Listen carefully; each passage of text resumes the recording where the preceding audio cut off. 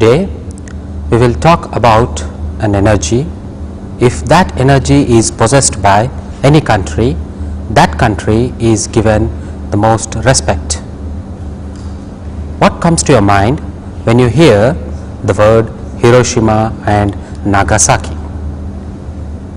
Yes, you remember the nuclear explosions that took place, which has caused a major devastation. This is the wrong way of using the nuclear power. The nuclear power can be used in order to generate electricity, which can be made use for the betterment of mankind.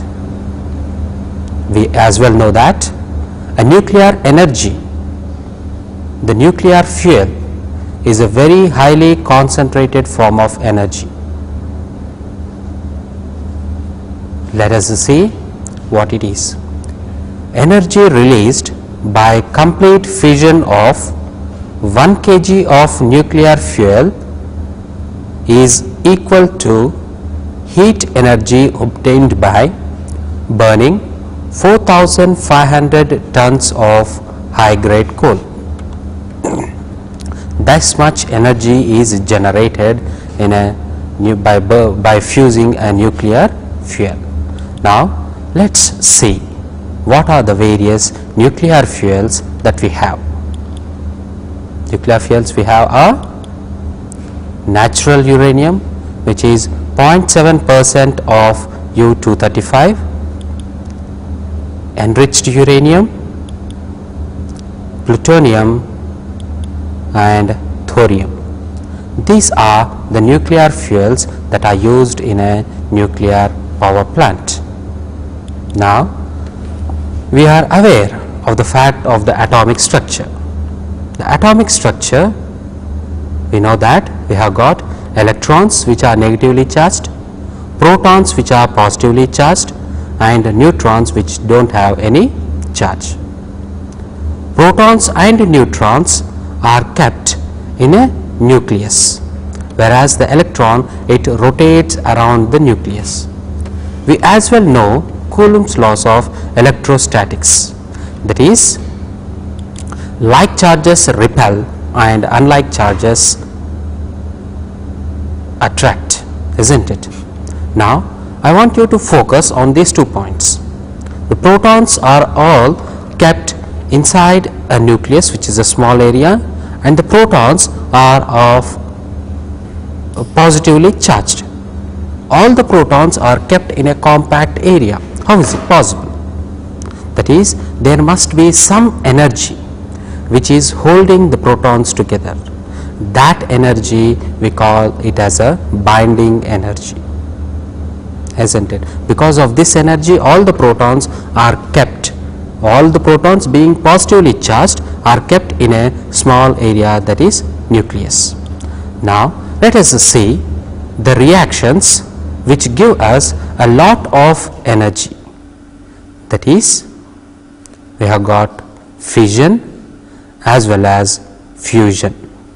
These two are the reactions that provide us with a large quantity of energy. Now let us talk about fission. Breaking up of nuclei of heavy atom into nearly 2 equal parts with release of huge amount of energy. So in fission, a heavy atom's nuclei is hit with a neutron, splitting it into 2. At the same time, a lot of heat energy is evolved. As well, we have got some electrons that come out. Let us see. In fusion, we have got a heavy atom. If this atom is hit with a neutron, it splits into 2, releasing some more neutrons, as well as heat is generated. This heat can be applied for generation of steam. Let us watch the animation. When it is hit, electrons are moved and heat is generated. The mass of the heavy atom as well as the masses of the split one is not the same. The split mass is less than the heavy mass. Thereby, there is a difference between these two masses. So, the difference of masses is getting converted into heat energy, isn't it? And we know the Einstein's relation, that is E is equal to mc square. Now, let us talk about the next, that is fusion. A fusion, it is a process of combining two lighter nuclei into a stable and heavy nuclide. In this process as well, a lot amount of heat energy is generated. Now, in both the cases, that is both in fission and fusion, a lot of heat is generated which can be used for generation of steam. Now, let us watch once again. We have got the electrons are flowing by and heat is generated. Now, if we observe, when it is hit, electrons are generated. These neutrons, they hit another atoms and the process continues. Let me ask you one question. What is the difference between a nuclear bomb and a nuclear power plant? As we have said, the neutrons that come out, they hit the other atoms and thereby once again splitting up and another neutrons are released. These neutrons once again hit other atoms and thereby the energy releases. This process is a chain reaction. In a nuclear bomb, we do not have any control on the chain reactions, whereas in a nuclear power plant, we have the total control of the chain reactions that take place. That is why, that is, we are in a position to control the reactions that are taking place, isn't it? So, if we see what do you mean by the chain reaction, here we have the neutron. When it hits a heavy nuclei, it splits into two, heat energy is released, at the same time two more neutrons are released which passes through the moderator, which reduces the speed of the neutrons in order to increase the fission occurrence. These neutrons, they hit other atoms as well as they once again release some more neutrons, which the process goes on. These chain reactions can be controlled in a nuclear reactor, whereas the chain reaction that are there that takes place in an atomic bomb cannot be controlled. Now, let us see about the layout of a nuclear power plant. What are the various components that we have in a nuclear power plant? In a nuclear power plant, let us watch over the slide. The main components that are there in the nuclear power plant are nuclear reactor, heat exchanger, turbine, generator, condenser, and we have got pumps to circulate the coolant as well as to circulate the feed water. In addition, we have got a transformer and a circuit breaker. Transformer steps up the voltage in order to maintain the bus bar voltage, that is the grid voltage. Now, if we look at the operation of a nuclear power plant, we know that a nuclear reactor, it is similar to that of a furnace of a thermal power plant. A heat exchanger is similar to that of a boiler in a thermal power station. The reactions that take place, a lot of heat is generated. That heat is carried away by the coolant and is given to the water, which converts that into steam, and the steam it passes through the turbines and it flows. The turbine converts the heat energy into mechanical energy. The mechanical energy is given to the generator, which converts the mechanical energy into electrical energy. From thereby it is stepped up and sent to the grid. Now let us observe the animation. So whenever the reactions are taking place, the coolant is circulated within, coolant enters from the bottom and leaves to the top, whereas the coolant absorbs the heat that is generated in a nuclear reactor and it flows through the heat exchanger. In the heat exchanger, we have got water which absorbs the heat from the tubes and gets converted into steam. That steam that is generated is passed through the turbines, and the steam enters the turbine at high velocity and pressure, gives away its energy to the turbine. Turbine generates mechanical energy, which is given to the generator. Steam, after giving up its energy, loses its velocity as well as pressure. The steam is passed on to the condenser. In the condenser, the steam is condensed back to water. This condensed water is once again fed into the heat exchanger as a feed water. This process is necessary because the water that is used is treated water and which is costly. Now this is about the working of a nuclear power plant, that is the nuclear reactions that take place. They generate the heat is carried by the coolant that is flowing, and the same heat is taken by the water in the heat exchanger. Steam is generated, steam it flows through the turbines and later it goes into the condenser and back as feed water into the heat exchanger. This is the cycle of a nuclear power plant. Now let us talk in detail about the nuclear power plants. I want you to answer these two simple questions. The fuel used in nuclear power station is it coal, uranium, diesel oil or graphite? Which one is the right answer? The right answer would be uranium. Answer one more question.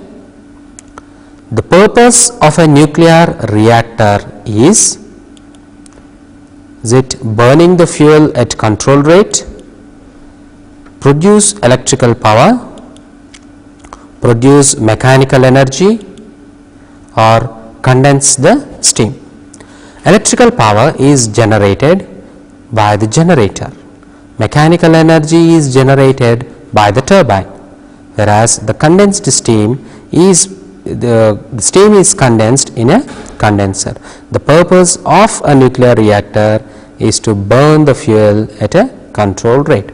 As we have talked, this is the major advantage that we get in a nuclear reactor, that is we can control the reactions, isn't it? Now let us talk about the nuclear reactor. We are aware of the fact that nuclear reactor is the heart of any nuclear power plant. So let us go into the details of what is there in a nuclear reactor. In a nuclear reactor, we have the shield, pressure vessel, reflector, control rods as well as moderator. These are the important components of a nuclear reactor. Let us talk about each of them one by one. First of all, let us talk about the control rods. What does the name indicate? Control rods, means it is controlling. What it is controlling? It is controlling the chain reactions that produce the heat energy. We are aware of the fact that the neutrons are the main cause for the chain reactions, isn't it? These neutrons, if they are absorbed, then there won't be any chain reactions. That is, the number of chain reactions that are taking place can be controlled by controlling the number of neutrons that are present in the reactor core, isn't it? Now, in order to absorb the neutrons, we employ a control rods. So, the control rods, they are the main things. They control the reactions that take place in a nuclear reactor. Okay. Now, let us see what the control rods are. The various control rods that are used are cadmium, boron, hafnium. These are the main things of a control rod. Now, let us talk about the next important thing, that is the moderator. The moderator, as we know that, as we have already seen in the case while talking about chain reactions, moderator reduces the speed of the neutrons. Moderator reduces the speed of the neutrons. This is done in order to see that the fission occurrence is more. The moderator, it reduces the speed of the neutrons by collision. That is, moderator, when it comes in between the path of the neutron, the moderator is hit with the neutron, thereby the speed possessed by the neutron, it is getting reduced. In this process, the moderator gets heated. Okay. Now, let us see a slide.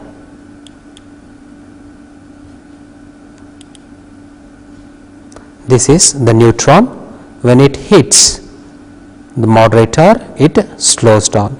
In this process, the moderator, it gets heated. The moderator that are used are generally heavy water, which is just like a water which has deuterium oxide and is used and is produced in a plant. The production process is very complicated. So, the cost of the heavy water is very much high and is mostly used in nuclear power plants.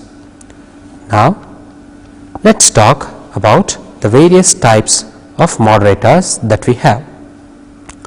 The moderator we have are graphite, heavy water and beryllium. Graphite, heavy water, beryllium are used as moderator when the fuel used is natural uranium, and water is used with the fuel when the fuel used is an enriched uranium, right. So, this is about the moderator that we have talked about. Now, let us talk about the next, that is the reflector. What do you mean by the word reflector? Reflector means one which reflects. What does it reflect? It reflects the neutrons that are trying to escape or come out from the reactor core.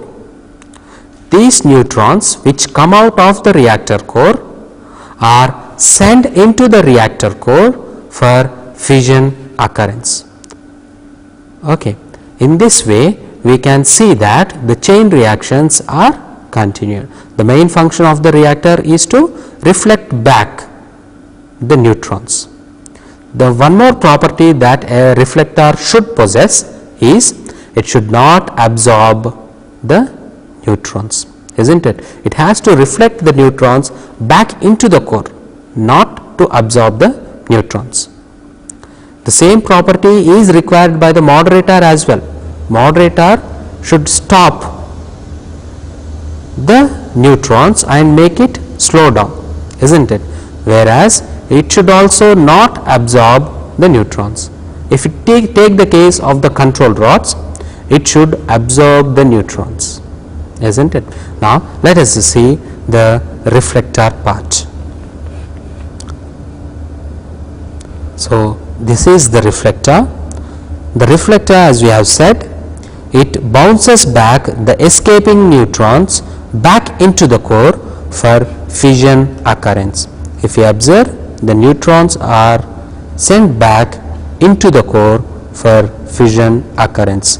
So the reflector's main property is it should reflect back and it should not absorb the neutrons. So the materials that are used as moderators, this can as well be used for reflectors. Now the materials that are used are graphite, beryllium. Okay, these are the two materials that are used as a reflector. Now let's talk about the next important component in a nuclear reactor. They are, that is, we talk about the pressure vessel. A pressure vessel, it is a thermal lining which surrounds the reactor core. The pressure vessel is made up of 50 to 60 centimeters or thickness of steel.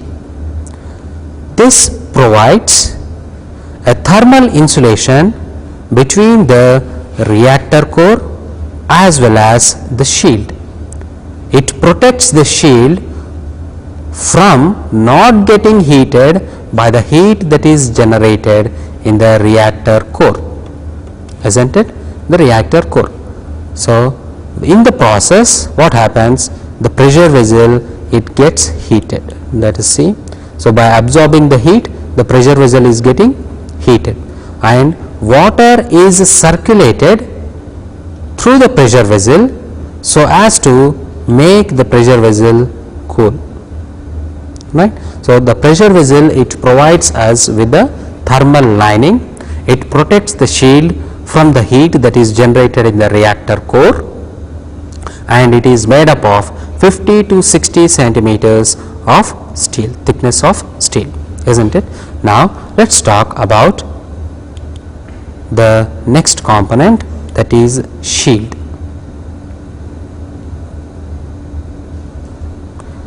The shield is a biological shielding. That is, we know that the radiations that are generated in a nuclear reactor are harmful to human life. These radiations have to be contained in the reactor itself. For this process, we use what is known as a shield. The shield is made up of concrete and steel. These two, the concrete and steel, absorbs the neutrons effectively, that is, absorb the radiations that are generated effectively, and thereby protecting the living organisms. The shield is, as well as we have seen, the shield is protected from the heat that is generated in the reactor by the help of the pressure vessel. So the shielding, as we have said, it is made up of steel and concrete, which effectively absorb the radiations. Okay. So these are the main components that we have in a nuclear power plant. Now let's talk about the various types of reactors that are there in a nuclear power plant. The various types of reactors that can be used for generation of steam. If we take case, the first type of reactor we have is a boiling water reactor. A boiling water reactor, as we have, this is the reactor part, the reactor core, and we have got the control rods. This is the water, and we have got the turbine which generates mechanical energy. I got the generator which generates electrical energy, that is, it converts mechanical energy into electrical energy, the condenser and a pump. If you observe, the water is directly flows through the reactor and gets converted into steam.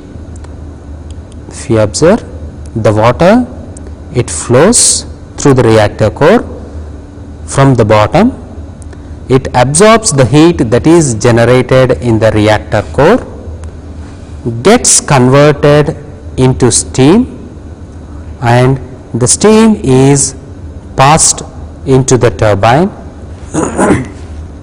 After giving away the velocity as well as pressure in the turbine, the steam is passed into the condenser where it is condensed back, and this condensed water is once again pumped back into the reactor. So, if you observe, water here is used both as a coolant as well as a moderator. In this type of boiling water reactor plant, we employ enriched uranium as the fuel. That uranium is subjected to nuclear reactions, because of which heat is generated. The heat is carried away by the water and it is getting converted into steam. The steam is sent through the turbines. We have got the control rods which can be moved in and out of the reactor core, which absorbs the neutrons that are present in the reactor core, isn't it? This we have already seen. The control rod's main property is to absorb the reactions that are taking place. That is, it will absorb the neutrons and thereby control the reactions that are taking place inside the nuclear reactor. Okay. Now, let us talk about the next type of reactor. The next type of reactor that we have are, or let us look at the points pertaining to boiling water reactor plant. Enriched uranium is used as fuel. Water is used as both moderator as well as coolant. Steam is generated in the reactor itself. That is, as we have seen, the water flows through the reactor core, takes away the heat that is generated and gets converted into steam. Steam passes through the turbine, turbine to generator in order to generate the electrical energy. Now, let us talk about the next type of reactor that we have. That is, the next type of reactor that we are going to talk is a pressurized water reactor plant. The name itself is indicating pressurized water reactor. The water is sent through the reactor at a very high pressures. So, when the water is flowing through the reactor, if you observe the slide, I got the reactor, the water is flowing through the reactor core at a very high pressures. So, the water carries the heat that is generated in the reactor core and it flows through the heat exchanger.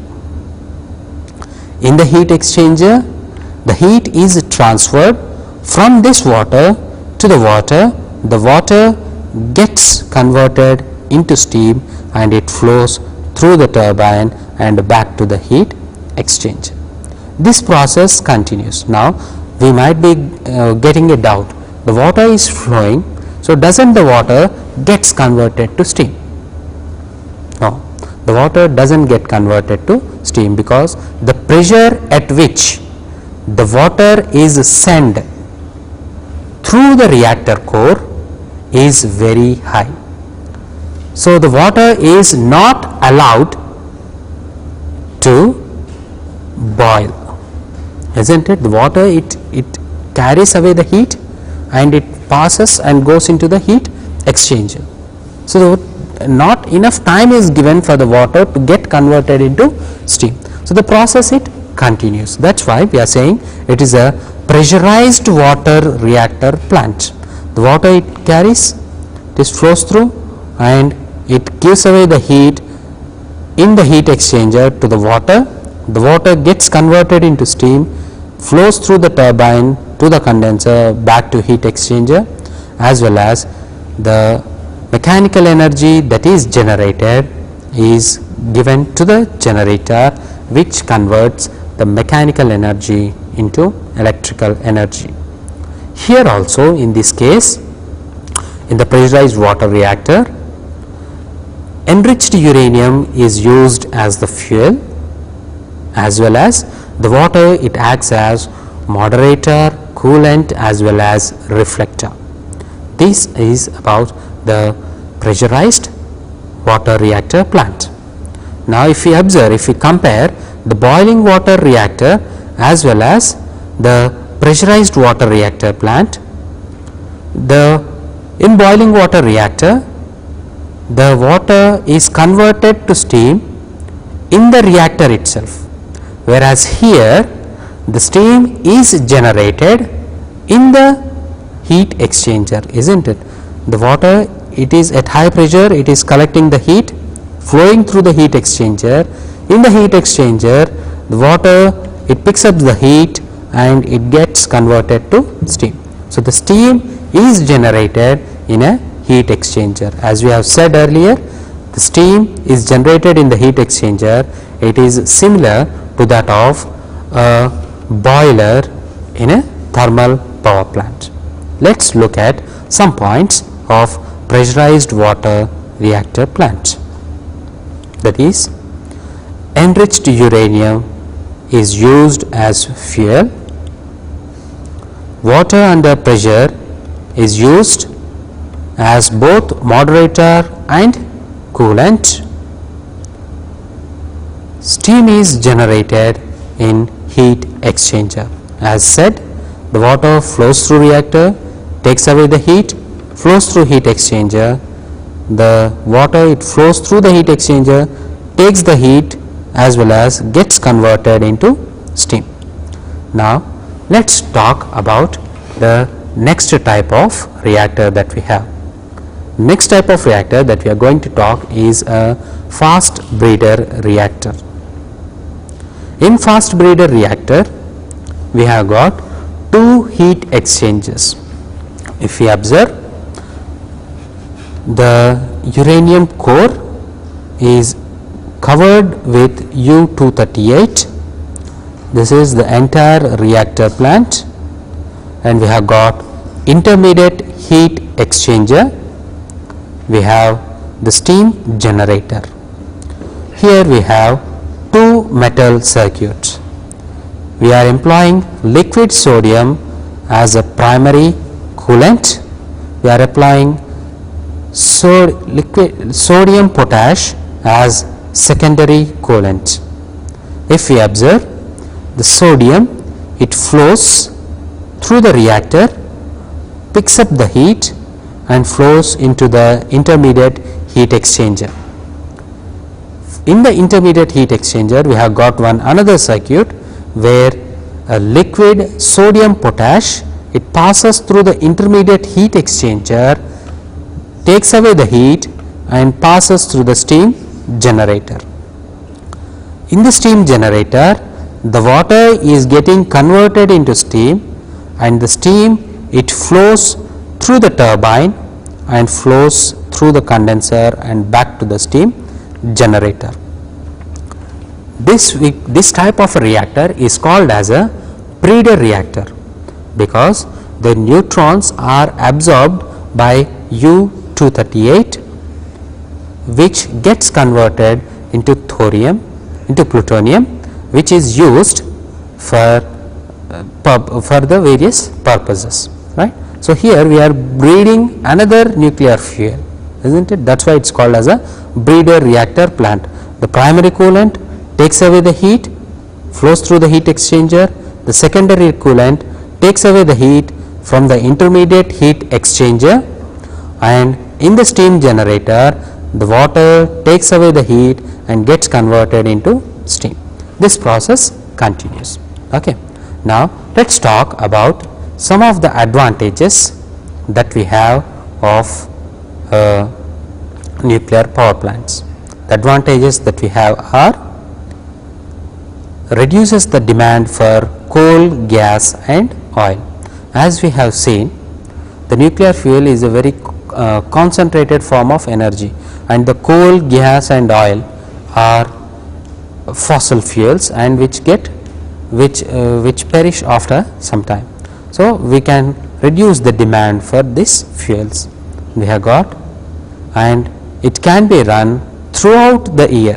If you take the case of a hydropower plant, it can be run only in the case when we have got plenty of water, whereas in a nuclear power plant we can continuously run the power plant throughout the year. Transportation is not a problem, as the fuel is very highly concentrated form. So, less quantity of fuel is required in order to generate more heat. So, transportation is not a problem. Next we have area required is less compared to hydropower stations. The area required by the nuclear power plant is less. Now, I got the other one: reliable and economical for bulk generation. Okay. So, the cost per unit it would be very much less. Okay. These are some of the advantages of a nuclear power plant. Let us talk about the disadvantages that we have by going for a nuclear power plant. Disadvantages are: it is not suitable for varying loads. That is, if we have got a varying load, the steam generation is high, steam requirement is high, so the reactions have to be done at a faster rate. So, controlling the reactor, it would be a problem. So, we generally use a nuclear power plant as a base load station. Okay. Now, next we have got the capital cost is very high, because the construction of the nuclear reactor is very costly. The next point we have is radioactivity is a problem. That is, the radiations that come out, they have to be taken care of. Okay. These are the disadvantages of a nuclear power plant. Now, we have got one more disadvantage, that is the disposal of waste is also a problem, because the waste they possess the radiations as well. So, this disposal is a problem, isn't it? Now, we have got the next topic to talk about, that is radioactivity. Radioactivity, as we have said, in the nuclear reactor the radiations are generated. Radiations are alpha, beta and gamma particles. These, when come in contact with the human life, they affect the human life. So, this has to be avoided. Now, in order to control these, we have, if we take case of a moderate solid waste that are there, these must be buried in the ground and until such point where it loses its radioactivity. Now, if you take case of a moderate liquid wastes, these are discharged into dry wells. If you take the case of a gaseous waste, these gaseous wastes are discharged to atmosphere at a stack height of 100 meters above the ground. Okay. So, these are the various ways. We can as well, if we have got some active wastes that are there in a nuclear reactor, these can be taken care by keeping them in concrete structures until the radiations are reduced. We can as well use the emptied coal mines for the disposal of nuclear wastes. The nuclear wastes are disposed in salt heaps. The salt heaps are kept nearby. The salt, it is a very good absorber of nuclear radiations, right. So, these are the various methods by which we can control the radiations. Okay. Now, let us see some photographs. These are the pipes that carry the steam to the generator plants. If you observe, the steam is carried through these pipes to the generator. If you look, this is the cooling tower. As we have seen, the steam, when it passes through the turbine, loses its velocity as well as pressure. It passes through the condenser. In the condenser, we are removing the heat that is present in the steam. For this process, we require a cold water. That cold water passes through the condenser, steam also passes through the condenser. The heat of the steam is carried by the water, and the water in turn gets heated. This heated water has to be cooled down for reuse in the condenser. So, this cooling is done in a cooling tower. Okay. We have got the main room, that is the control room of a nuclear power plant, where a close eye is kept upon the various nuclear reactions that are taking place. So, if there is any problem, we have got the instruments which indicate the problem, and thereby a corrective action can be taken care of. Okay. Now, let us play the game Kaun Banega Answer Pati. Fission involves, does it involve breaking of heavy nucleus into lighter nucleus, combining two light nuclei into heavier nucleus, or both A and B, or none of the above? We know that fission is, it involves in fission, means breaking of heavy nucleus into lighter nucleus. Let us answer the next question. The slowing down of the fast neutron in the chain reaction is accomplished by rejector, coolant, moderator, is it a radiator? The correct answer would be moderator, which slows down the neutrons in order to increase the fission occurrence. Now, let us answer one more. Control rods for nuclear reactor are made of graphite, concrete, cadmium, lead. The correct answer would be cadmium. Okay. So, we had talked about the nuclear power plant and the layout and the various reactors that we have. In the coming sessions, we will talk about the combined operations of all the nuclear plants.